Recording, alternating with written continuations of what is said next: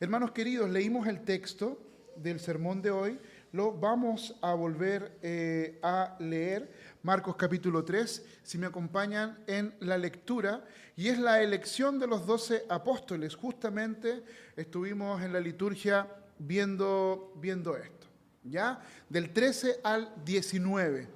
Dice así la palabra del Señor.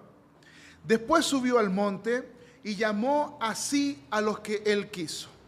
Y vinieron a él y estableció a 12 para que estuviesen con él y para enviarlos a predicar y que tuviesen autoridad para sanar enfermedades y para echar fuera demonios. A Simón, a quien puso por sobrenombre Pedro, a Jacobo, hijo de Zebedeo, y a Juan, hermano de Jacobo, a quienes apellidó Boanerges, esto es, hijos del trueno, a Andrés, Felipe, Bartolomé, Leví, Tomás, Jacobo, hijo de Alfeo, Tadeo, Simón el cananista y Judas Iscariote, el que le entregó, y vinieron a casa. Que en este tiempo, hermanos queridos, donde nosotros queremos, ¿cierto?, en primer lugar, celebrar al Señor, hay algunas cosas que quiero hablar con ustedes acerca de que Jesús reúne y Jesús escoge. Jesús reúne y Jesús escoge. Y nosotros también en el mundo en el cual nosotros vivimos estamos acostumbrados a que el mundo reúne y el mundo recoge. El tema es que los parámetros para reunir son diversos. ¿Y cómo nosotros vamos a percibir esto? Simplemente el día de hoy, por medio de las redes sociales, ¿cierto? Es una expresión de buscar, de tener anhelo de reunirse con aquellas personas que tenemos algún gusto similar. Yo, por ejemplo, me encanta soñar que estoy ahí pescando, entonces cuando veo a estos muchachos, ¿cierto?, aquí en Antofagasta, ¿cierto?, que sacan unos pescaditos así, me alegro y me dan ganas de repente de ir, pero me alegro más porque estoy en otros grupos donde, ¿cierto?, aparecen los pescadores pescados de este volado y estoy unido en esos grupos y de repente me aparecen, mandan mensajes de dónde están pescando. Posiblemente tú estás reunido con un grupo de personas afín por temas profesionales, los más populares, ¿cierto?, la familia, grupos en los cuales tú te reúnes, pero entras y sales de vez en cuando, bloqueas personas, te bloquean y vas entrando. Los más populares donde nos reunimos por obligación, ¿cierto? Aquellos que somos papás, los grupos que nos reunimos, los apoderados del curso. Y ahí nosotros tenemos que, ¿cierto?, ver la gran cantidad de personas reclamando, hablando mal de uno, hablando mal del otro, hablando mal del profesor. Después se sale, se crea otro nuevo grupo, se reúnen grupos más pequeños para hablar, ¿cierto?, y hacer cagüines con aquellos que no están. Y también después nos bloquean a nosotros, bloqueamos a otros, y así nos vamos reuniendo. Y no importa lo que sea, nosotros buscamos espacios de reunión. Somos seres gregarios, estamos buscando espacios para reunirnos. Ahora, no todo, ¿cierto?, es red social en este sentido, o podríamos decir, o grupos tóxicos. También hay grupos muy importantes, grupos en los cuales tú te sientes afín, tienes personas que quieres o tienes que quizás una buena afinidad, que te enseñas, te ayudan, tú ayudas, pero en el fondo, ¿cierto?, buscamos nosotros beneficiar a otros o también ser beneficiados. Pero el parámetro del mundo es la propia persona. ¿Ya? Es el propio ser humano, es el mismo humanismo. Y al mismo tiempo, en esos espacios existe también la opción de escoger. Tú escoges quién quiere ser tu amigo y tú también muchas veces eres escogido por aquellos que quieren ser tus amigos. Y ahí nosotros vamos a ver numerosas personas, ¿cierto?, que están tristes, están dolidas, llorando en un rincón, ¿cierto? Yo quiero ser amado. ¿Por qué? Porque alguien lo bloqueó, alguien lo eliminó y alguien que él pensaba que lo había escogido en un momento ya no está. Por lo tanto, el día de hoy, reunir y escoger muchas veces es dañino. Yo estoy acostumbrado que las personas muchas veces en sus procesos de madurez, qué sé yo, de crecimiento, pastor, esta persona me dijo tal cosa, yo me reuní porque era una buena persona, pero ahora, cierto, vino y me apuñaló por la espalda, ¿qué hago? Le devuelvo con la misma moneda, cosas como esta. O escogí, cierto, a esta persona para que camine, o quiero pololear, o quiero andar. Y siempre estamos en esos espacios. Pero lo que queremos ver el día de hoy es justamente cómo nosotros hemos visto a lo largo de la historia, cómo Dios verdaderamente reúne y escoge, y este pasaje que acabamos de leer así lo demuestra. A lo largo de los últimos 2 meses, desde noviembre y diciembre, pudimos ver en Génesis, ¿cierto?, cómo maravillosamente el Señor le decía a Abraham que en él serían bendecidas todas las naciones de la tierra, en Génesis 12, del versículo 2 al 3. Después en Éxodo 19, del 3 al 6, veíamos cómo el Señor sacó al pueblo de Israel, lo trajo, ¿cierto?, ahí al espacio para enseñarles, para hacer su voluntad, pero Él creó este pueblo que invitó a Abraham y lo colocó ahí. ¡Pum! Naciones todas, pueblos todos, miren, este es mi pueblo. Dios escoge, Dios separa a Israel y lo pone en un lugar de exposición, de exhibición en medio de la tierra. ¿Para qué? Para que el pueblo de Dios, para que Israel pudiese ser visible a todas las naciones. Por lo tanto, vemos que Dios está en un proceso de reunir y escoger. Pero al mismo tiempo vemos que ese pueblo, ¿cierto?, que fue reunido, que fue escogido, fracasó. Lo vimos con todos nuestros sermones en los libros de los profetas. Vimos el fracaso de Israel, que no pudo estar a la altura de su identidad. ¿Cuál era la identidad de Israel como pueblo de Dios? Ser luz a las naciones. Las personas siempre se equivocan, siempre piensan, nosotros tenemos que comprender y entender que el Señor llamó a Israel para ser una luz a las naciones, para ser un pueblo que todas las naciones vieran y Dios diga, este es mi pueblo, reconózcanlo, véanlo, este pueblo me obedece y me sigue. Y la promesa profética era que el reino, ¿cierto?, llegaría al final de los tiempos, cuando Israel sería reunido y renovado. Y luego, en medio de esto, todas las naciones serían incorporadas. Y hay una canción que cantamos mucho que se llama, no la hemos cantado hace mucho tiempo, de todas las tribus, pueblos y razas, muchos vendrán a adorar. Y eso, ¿por qué? Porque nosotros, llegado el momento, llegado el tiempo, seremos reunidos también, ¿cierto?, como el pueblo de Dios. ¿Y qué fue lo que aprendimos en este tiempo? Que la teología del Antiguo Testamento, ¿cierto?, vio, o esto que yo estoy hablando, que yo les estoy compartiendo a ustedes, no es muy hablado, así que el pueblo de Israel fuese reunido para que pudiera cumplir un propósito. No es algo que nosotros hemos hablado, nosotros incluso durante los últimos 10 años lo hemos conversado, pero no hemos puesto el énfasis que le hemos dado este año. ¿Por qué?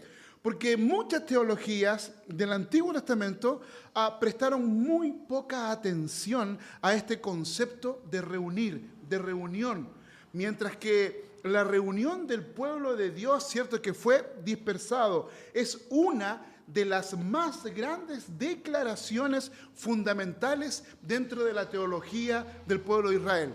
Lo digo en formas simples. El concepto de reunir es un concepto central en el Antiguo Testamento, porque hablamos mucho de vivir en comunidad, hablamos mucho de ser comunitarios, pero ¿cómo podemos ser comunitarios si no nos reunimos? ¿Cómo podemos vivir plenamente? ¿Cómo podemos vivir plenamente como pueblo si no nos reunimos? Y esto es un tema que nos cuesta. Piensa en ti. ¿Cuánto te cuesta reunirte con tus hermanos?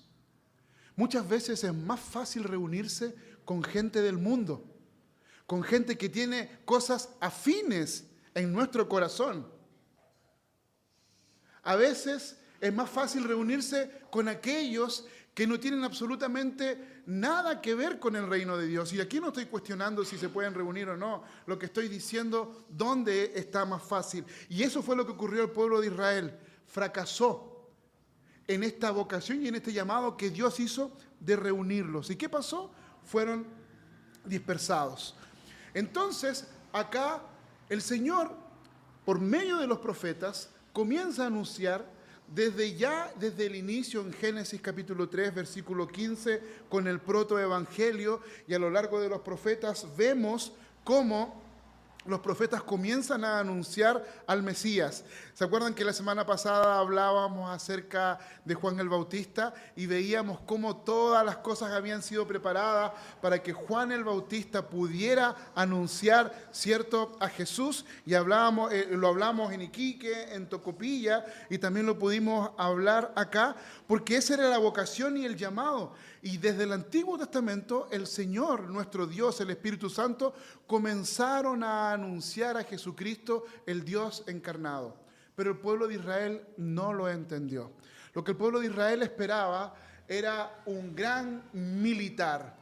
Lo que el pueblo de Dios esperaba, ¿cierto?, muchas veces un Donald Trump que solucionara todos los problemas. Lo que el pueblo estaba esperando, ¿cierto?, muchas veces era un Bolsonaro, como ocurrió en Brasil, que viniera y trajera la solución a todos los problemas. O como está ocurriendo el día de hoy en Argentina, ¿cierto?, el pueblo estaba esperando que una persona como Milei viniera y solucionara todas las personas, y las personas colocan todas sus expectativas. Lo mismo podríamos decir de Boric, de Piñera, de Bachelet y todos aquellos. Lo mismo podríamos decir, ¿cierto?, de todos los países. ¿Por qué? Porque nuestro corazón se inclina a reunirnos a aquellas cosas que no glorifican al Señor. Nuestro corazón tiene esa sensación, ¿cierto?, de querer estar ahí, de querer reunirnos con aquellas cosas. ¿Y qué le ocurrió a Israel? Eso fue lo que hizo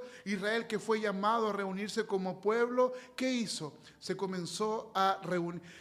Recuerden, el hijo del rey David, que lo único que quería era estar con el Señor, ¿cierto? Y a pesar de todas sus limitaciones, el Señor lo amó profundamente. Pero ¿qué hizo el hijo del rey David? Por mucho que él hubiese adorado al Señor, Salomón cometió el pecado más grande de todos. Y el pecado más grande de todos de Salomón no fue tener una gran cantidad de mujeres en su harén, sino más bien adorar a otros dioses e inclinar su corazón a otros ídolos.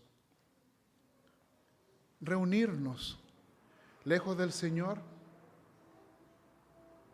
es parte de nuestra esencia porque somos pecadores. Y la primera pregunta con la cual quiero partir antes de entrar ya directamente en el texto: ¿con quién te estás reuniendo? Y nosotros no podemos olvidar las palabras del Señor Jesús, que nos dice: no podemos, ¿cierto?, amar a Dios y amar a las riquezas. Y ese principio es fundamental para todo, porque amaremos a uno y odiaremos y detestaremos al otro, a pesar de que nosotros lo podamos, entre comillas, pensar que no es tan así. ¿Con quién te estás reuniendo? ¿Quién es tu punto de adoración? Podrían ser el dinero, podría ser la pornografía, podría ser el alcoholismo, podrían ser cosas buenas como las buenas intenciones de servir a Dios en la iglesia, de entregarte por entero y servir a Dios. pero en realidad no estás sirviendo a Dios y te estás sirviendo a ti mismo. ¿Y cómo descubres eso? Cuando el servicio a Dios trae amargura.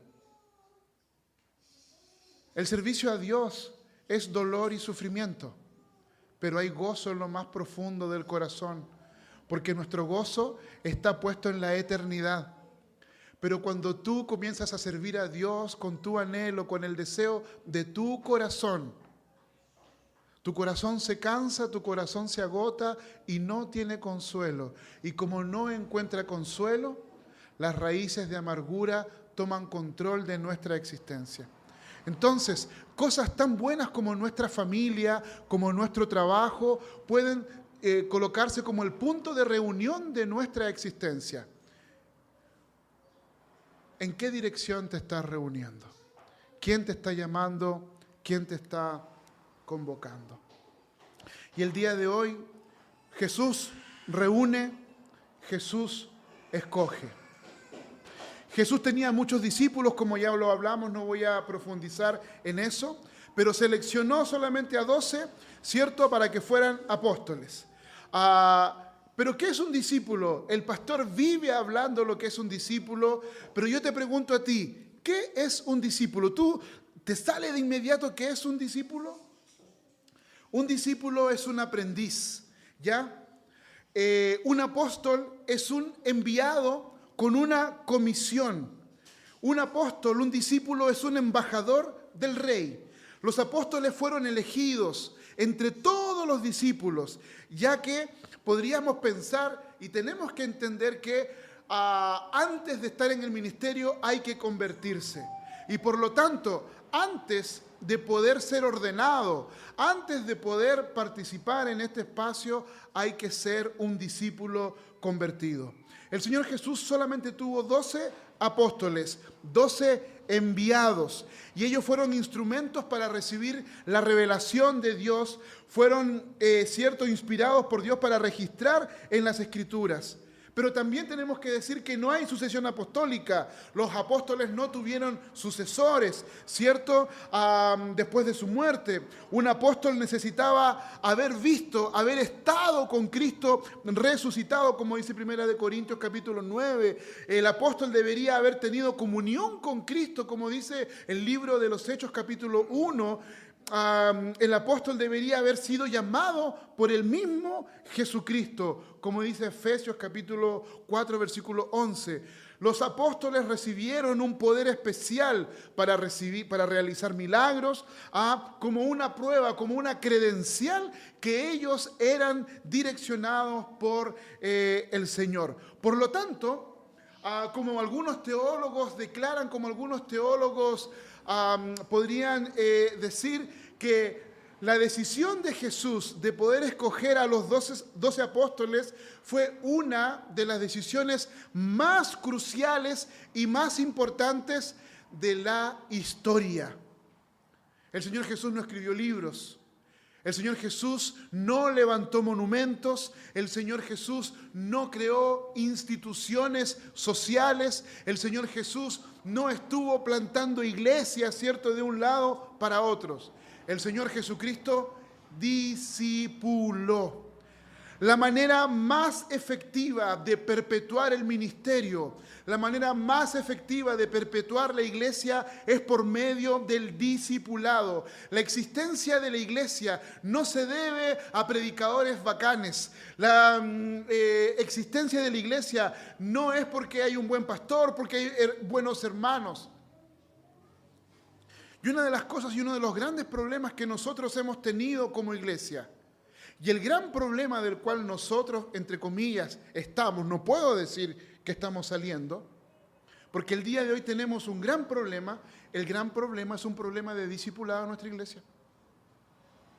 Porque no es posible que como una iglesia joven, ¿cierto?, después de haber tenido numerosos candidatos para el oficio de presbítero, para el oficio de diácono, hayamos estado en un proceso de casi 3 meses, sufriendo para ver si tenemos liderazgo para caminar como iglesia. Eso no está bien. Eso no habla bien de nosotros como iglesia. Eso habla de que necesitamos nosotros caminar en la dirección de ¿qué? En la dirección del discipulado. Y el ministerio no se perpetúa por buenas acciones, sino por medio del discipulado. Por lo tanto, la existencia de la iglesia es la prueba de que el Señor Jesús tomó una de las mejores decisiones: el discipulado. El discipulado.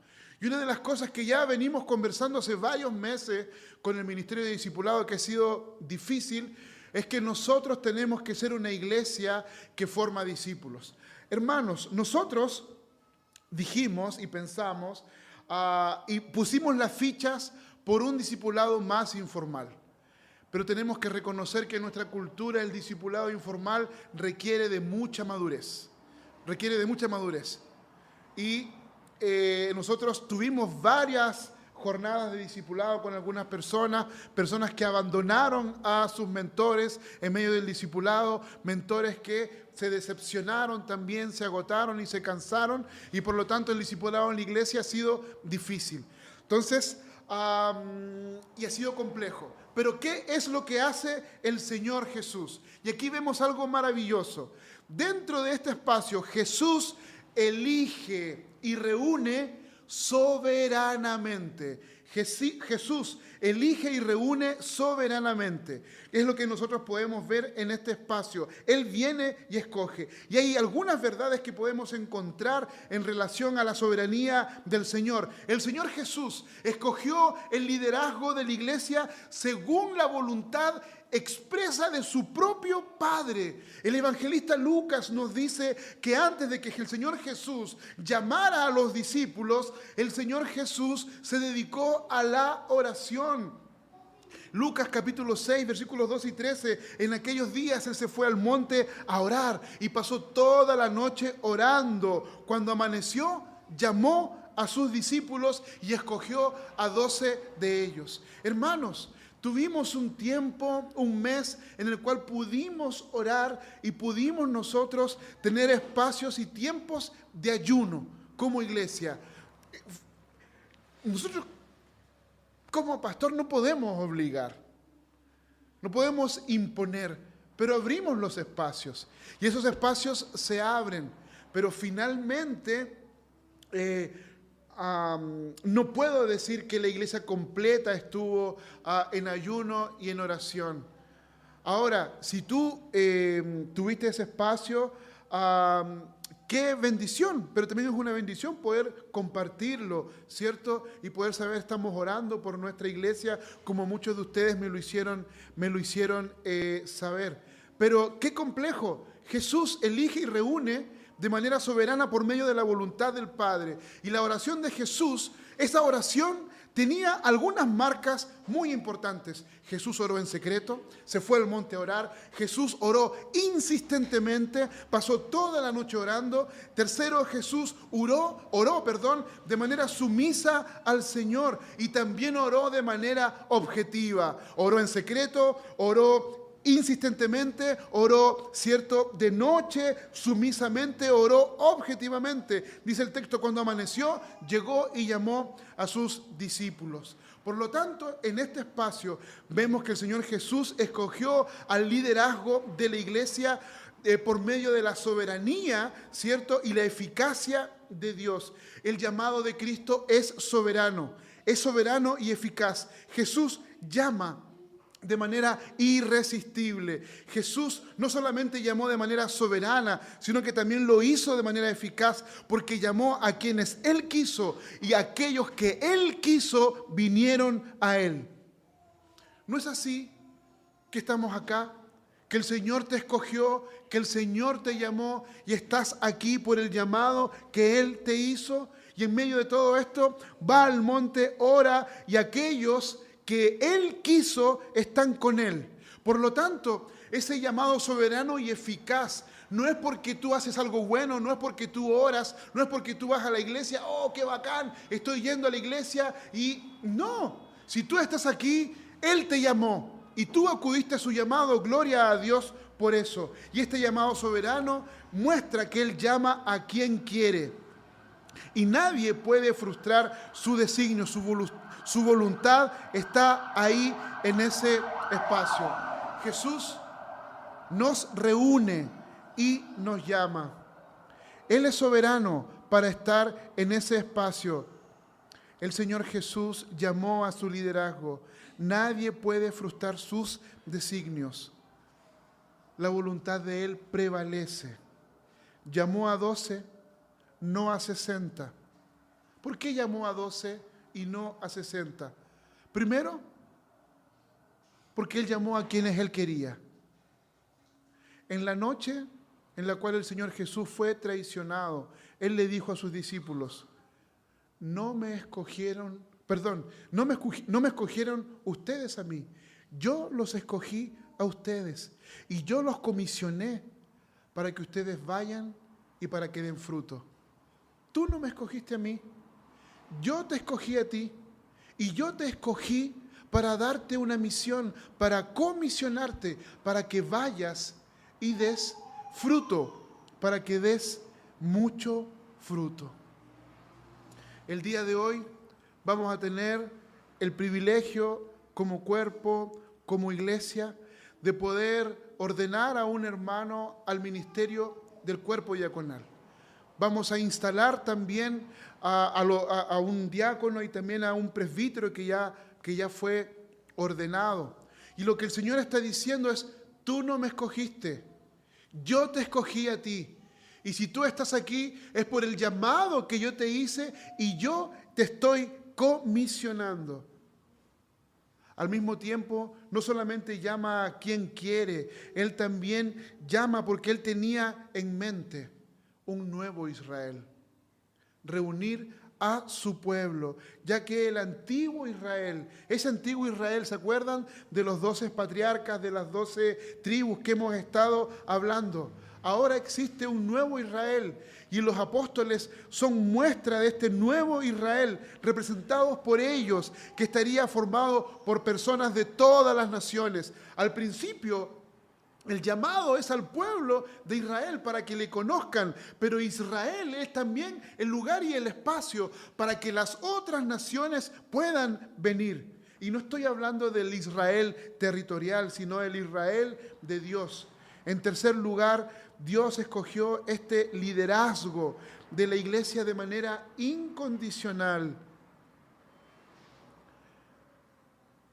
Ninguno de estos nombres que leímos tenían algo especial. Sí, tenían algo especial. Eran profundamente pecadores. Si algo tenían en común, en que eran pecadores. Y por lo tanto, el Señor no te escogió para estar aquí porque tienes alguna cualidad, porque eres especial, porque eres diferente, porque tienes calle. Dios no te escogió por eso. Dios te escogió simplemente porque tú eres importante para Él. Eres una persona común y silvestre. No existe nada en tu vida que tú puedas hacer para agregar algo al Señor. Ellos no tenían una posición social, ellos no tenían una tremenda educación, ellos no eran líderes de la religiosidad, eran simplemente 12 compadres comunes que estaban trabajando. Hay mucho que me encantaría hablar de esto, pero simplemente quiero decir que eran hombres limitados, eran hombres pobres, eran hombres que no tenían educación, muchos de ellos analfabetos, otros con temperamento explosivo. Tú y yo jamás hubiésemos escogido a estos hombres. Y yo tengo que arrepentirme y pedirle perdón al Señor, porque muchas veces uno escoge a quien le quiere hablar del Señor. Muchas veces uno escoge a la luz de nuestros ojos, a la luz de nuestra perspectiva. Pero el Señor no lo hace de esa manera. Con estos hombres, el Señor los elige, los enseña, los equipa, los reviste de poder. Estos hombres que transformaron el mundo. Hay hombres más famosos que se perdieron en la historia, pero aún el día de hoy hablamos de estos apóstoles, 2000 años después. Estos hombres pobres, estos hombres miserables, siguen siendo recordados por millones y millones de personas cristianas alrededor del mundo. El llamado de Dios es soberano, es eficaz y es irresistible. Y no estamos llamando, y no estoy hablando del llamado para la salvación. Jesús reúne. Y Jesús lo hace de manera eficaz y Él escoge. Él te escogió y Él te ha reunido. Que el Señor nos bendiga, que el Señor nos dé gracia para recordar todos los días las palabras de nuestro Maestro, de nuestro precioso Señor, de nuestro Padre. Ustedes no me escogieron a mí. Yo los escogí a ustedes. Y los escogí porque tengo una misión para ustedes. Y la misión que yo les doy es que lleven y den fruto, mucho fruto. El Señor te escogió no para ser una persona común y silvestre. Dios te escogió para que lleves fruto. Dios no te escogió para ser un higo seco. Dios no te escogió para hacer la miseria del mundo. Dios te escogió, Dios te llamó, porque Él ve y Él pone en ti aquello que tú no tienes. Hermanos oficiales que van a ser instalados y ordenados el día de hoy, que puedas tomar esto con seriedad, y lo digo con mucho amor, como lo dijimos ayer en la asamblea. Hay honor en esto, pero hay una tremenda y gran responsabilidad. No podemos ser irresponsables con aquello que el Señor nos ha comisionado. Porque el Señor te escogió, y el Señor te escogió para que des fruto, para que des mucho fruto. Hermanos de la Iglesia Presbiteriana Oasis de Redención, es fácil cuando uno habla al líder, es fácil cuando uno habla al oficial, pero el Señor te escogió a ti también. Tú no lo escogiste a Él. Él te escogió para que des fruto, para que des mucho fruto. Voy a decir esto con mucho respeto a cada uno de ustedes que el día de hoy está pensando en tomar alguna decisión. A mis queridos que se quieren hacer miembros, si no estás dispuesto a dar fruto, a seguir la comisión del Señor, no te hagas miembro. A aquellos hermanos que no están dando fruto y que no están dispuestos a dar fruto, te lo digo con todo el corazón: renuncia a tu membresía, envía una carta de membresía, de renuncia, y sigue viniendo a la iglesia. Porque mientras tú seas miembro, nosotros, como consistorio, como iglesia, lo que esperamos es que los discípulos del Señor den fruto. Lo que esperamos de cada hermano, de cada hermana de la iglesia, es que cada uno de nosotros demos fruto. Y si no estás dispuesto a dar fruto, no entres en esta jornada. No entres en esta jornada, porque de verdad que el pastor va a venir y va no solamente a acompañarte en medio del dolor, sino que el pastor también te va a recordar como el día de hoy. Si no estás dispuesto a cumplir el ministerio, la vocación que el Señor te llamó, es mejor salirse, es mejor no estar. Y no lo digo, hermanos, para decir, el pastor que es malo nos está echando de la iglesia. No, lo que estoy tratando de hacer es que tomes con seriedad tu membresía que tomes con seriedad el discipulado en la vida cristiana, que tomes con seriedad esto, que tomes con seriedad que el Señor es lo primero en tu vida. No es fácil, no es fácil. Y por eso yo les digo, les pido perdón, porque en momentos como estos, hablar del discipulado, hablar de lo que el Señor hace, es poner un yugo sobre ustedes. Y el día de hoy sí, pongo un yugo sobre de ustedes, pero el yugo de Jesucristo, el Dios encarnado, que Él dice, es mejor mi yugo que otros yugos, es mejor el yugo mío, porque aligera tu carga, porque yo llevo la carga que tú tienes que llevar, porque hay otros que te pueden acompañar. A mis queridos adolescentes, que en este momento yo sé que ustedes están tomando grandes decisiones a sus pequeñas edades. Cuidado, cuidado. Cuidado con las relaciones interpersonales, cuidado con el pololeo. Yo les voy a decir, y esta es una cuestión muy simple. Entrar en una relación con una persona que no es del Señor, Dios no lo aprueba. Dios no lo aprueba. No existen particularidades. No existe una última opción. Si tú te aferras a la excepción, ya caíste. Si tú te aferras a la excepción, ya caíste. Por lo tanto, yo les digo a mis queridos adolescentes que yo sé que ustedes están creciendo porque todos pasamos por ustedes. Y deben haber personas que te caen bien, debes tener amigos, debes tener amigas, deben haber personas, niños o niñas que te gustan, que te mueven y te revuelven entero. En el nombre de Jesús, tu identidad está en Cristo. Eres un discípulo y una discípula del Señor. Dile no a la pornografía. Dile no a los espacios que amigos, vecinos y parientes te abren. Dile no al alcohol.